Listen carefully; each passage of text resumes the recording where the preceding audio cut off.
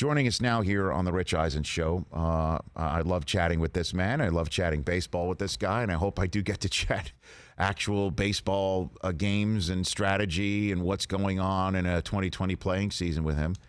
He is from Sports Illustrated and Fox Sports and MLB Network, the ultimate hyphenate. Tom Verducci back here on the show. How are you, Tom? I am well. Rich, how are you? I am doing well. Where do things stand right now with Major League Baseball, best you can tell, for this season? There's a soft deadline coming up. In order to have an 82-game season that starts around 4th of July weekend, they need to get players in camp by about June 13th. So, I figure about June 9th or 10th. That's when they have to come to an agreement to make that possible. It's not a really hard deadline, Rich. You could always have, say, a 60-game season instead of an 82-game one, but this is what we have in front of us right now. And right now, both sides are really dug in. And if you just go by the temperature of negotiations right now, you would say that an agreement is not likely. But if you step back from it and you think about what is the cost of no agreement and no baseball in 2020, I think that makes you optimistic, or at least me, that these two sides will come to the realization that they need one another. If it's a battle of wills, there'll be no baseball because he is dug in. But if it's a battle of intellect and compromise and negotiation and an understanding of how important not just this year is, but the next couple of years, then yes, there will be one. What, best you can tell, was the owner's offer, if you will? And because, the concept is, again, if I'm not wrong, before you get to it, that the owners think the players think what was negotiated in March is what is applicable now, and owners say that there's now been a change in reality from March, and we got to talk about something else here, and players think that what is being offered is a second pay cut that also could mimic a salary cap. Is that an accurate assessment of what's going on? Am I missing? Yeah, that's a good job. I mean, that agreement in March that was put in place, the players are essentially saying no backsies. That's nice. it. We negotiated an agreement, and we're going to get paid based on how many games are played on a prorated basis of our annual 2020 salaries. The owners are saying, wait a second, we actually have a provision in that agreement that says we will continue to discuss the economics if we have to play in empty ballparks. And obviously now it looks like that could be probably an entire season with no fans. So the economic realities, according to the owners, have changed since March, and the players are saying, no, it hasn't. We have our agreement. That's that. So that's kind of a sticking point here. The players, and you saw the quote from Max Scherzer Wednesday night saying, we're not taking a second pay cut. But obviously the owners are saying things are a lot different. Now, you mentioned a salary cap. That was not a formal proposal to the players. That was floated the idea that, hey, revenues are so far down, we'll gladly share with the players 50% of our revenues. Well, listen, 21 of the 30 teams weren't around in 1994 when we lost the World Series because the owners tried to get a salary cap. They should still know there's no way that flies. That's a complete non-starter with the union. That was a waste of time. It probably ticked off some people unnecessarily. So now their idea is we will use a sliding pay scale in terms of the cuts that we're going to ask players to take. Now, I know the players look at that as, hey, you're trying to drive a wedge between the high revenue, high income guys who are going to take the largest percentage cut against the so-called, most players, 2/3 of players make $1 million or less, the rank and file. So I don't think that was the purpose here. It was to divide the players. I think what MLB is doing is what they're doing on a club basis, what many businesses are doing, and they're asking the highest salaried employees to take a larger percentage of a cut during a pandemic. It wasn't like they came up with this idea themselves. It's happening across Wall Street. It's happening across Main Street. But the players did not take kindly to that. So the players now, the ball's in their court. They got this proposal about a sliding pay scale. They've made their feelings known that they hate it. They don't like it. So they have to come back with something. And their idea is to come back with saying, hey, how about we play more games? And the owner's position on this, I believe, is, wait a second. These games still won't have fans in the stands. So 100 games times 0 ballpark revenue is exactly the same sum as 82 games times 0. And the other thing that's really key here, Rich, is that the players want to play more games and push the World Series to, say, November. I think that's a non-starter for the owners because everybody, and not just baseball, but in general, people are worried about a second wave of the virus, right? Once we hit the flu season, they want to get the World Series done by the end of October.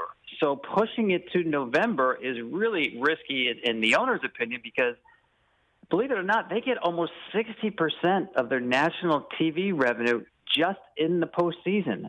This year, that's essentially a $1 billion pot that's out there if the postseason is played to completion. So they don't want to risk that.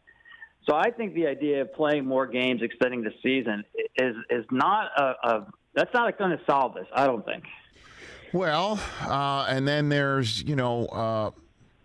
when they come up with a proposal that says the higher paid guys will take the cuts and the lower paid guys won't, how do they not think that won't be viewed by the union as something that puts the pressure on the highest paid guys to do something to make sure the lower paid guys don't look at them adversely? How could that possibly be forwarded without the knowledge of how it would be taken and received?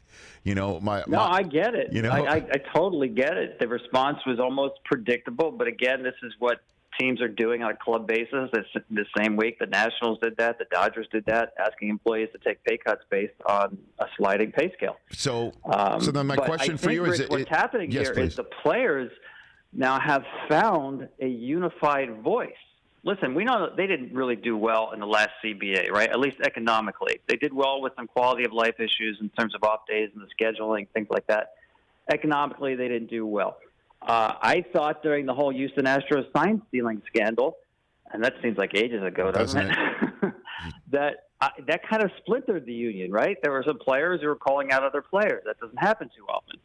But now I think they have found a common voice, and it's essentially on being asked to take what they see as a second pay cut. Oh, man. Okay. Tom Verducci, Sports Illustrated, Fox Sports, and MLB Network. Sports Illustrated, I think I said that too. I can't keep up with you.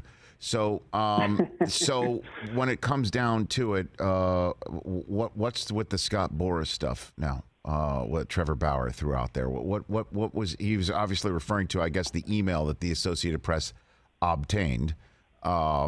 Basically, Boras saying the owners aren't talking about losing money in a playing season. They're talking about not having the money to pay off the debt that Major League Baseball allowed them to use to jack up the price of their team or the valuation of their team. And your salaries would be viewed as a bailout. This is what the math that he said. What about that, Tom? Yeah, well, first of all, Scott has and should have tremendous influence in this game based on his track record, how long he's been in the game, the clientele that he has. I mean, the dude signed, $1 billion worth of contracts this past offseason.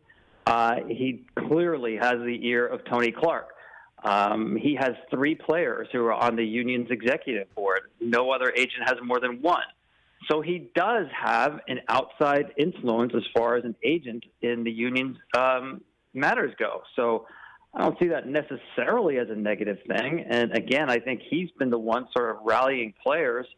He came out with his email. I didn't see much from Tony Clark, but you heard Scott Boras loud and clear.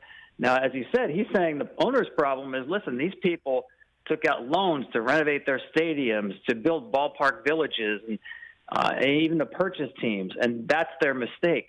Well, that's not entirely true. Their mistake, if there is a mistake, is what every business is finding now. It's called a global pandemic. Everybody, if you ran a restaurant and you took out a loan to renovate your restaurant, are you going to blame the pandemic because your business is down? This is really unprecedented times, emotionally and especially economically. And I think what he needs to do, Scott, and all of the union in general, is where is the common ground? Basically, I think players and owners need to invest in one another for the good of the sport going forward. Not to say who's right or who's wrong in May of 2020, but what does this sport look like, Rich, if there's no baseball this year? If you as a fan are watching, say, the NFL, the NBA, the NHL, tennis, golf, you name it, baseball from Japan, Korea, soccer across the world, and there's no baseball because baseball players and owners could not agree on economics, not safety protocols, economics, splitting up the money during a pandemic. What do you think that does for the game going forward? What does it do for free agency this offseason? What does it do for next year in terms of negotiating towards a new CBA, which expires at the end of next year? What does it do for clubs who are trying to sell sponsorship and advertising after essentially 17 to 19 months of baseball going dark and people being out of the habit of following baseball? I mean, that is a bleak landscape if you're talking about baseball being the only sport that is not out there, or at least trying to find a way to put their sport out in front of the public. And again, I'm going to use my restaurant analogy again. If your favorite restaurant closes for a year-long renovation, guess what? You get into the habit of finding another restaurant, right? Mm-hmm. I mean, that's a scary thing for restaurants to be down for that long. And if baseball does not give people the option of following the game for a year and a half, I'm afraid a lot of people will have moved on. See, and I'll ask you the same question I asked our colleague at ESPN, Jeff Passan, when he was on yesterday. It sure feels like this is a CBA negotiation, that because one is coming up next year, that there's a lot of territory being staked out for the motherlode conversation next year that appears to now be front-loaded now at the worst possible time. Would you agree with that? Yeah, I do, Rich, and I think, I don't know if this is possible. I mean, I hate to even propose ideas that would, quote-unquote, help solve a very complex labor dispute. Yes.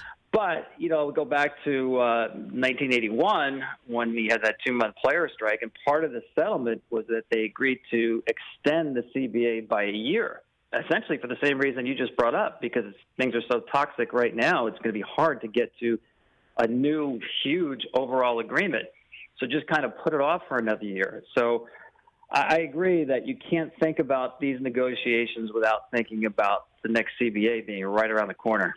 So here's a little solve I've got to start, Tom, because, again, Good. There may be an I in Rich and Eisen, there's an I in Verducci, but we're team players. We're trying to figure this thing out.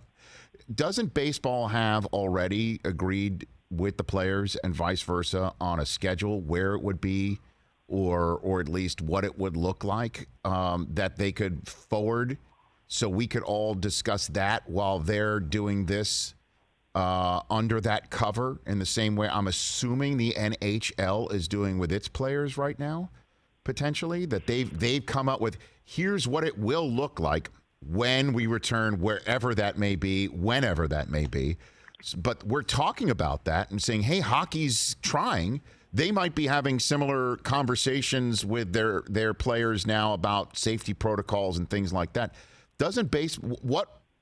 So I guess two-pronged. Doesn't baseball have something like that to come out and say, hey, while we're figuring this out, here, baseball fans, is what it would look like. How cool will this be when the Yankees take on the Red Sox 19 million times because they're in close proximity with each other? You know what I mean? Like, isn't there something like that's in a top drawer for them to bust out?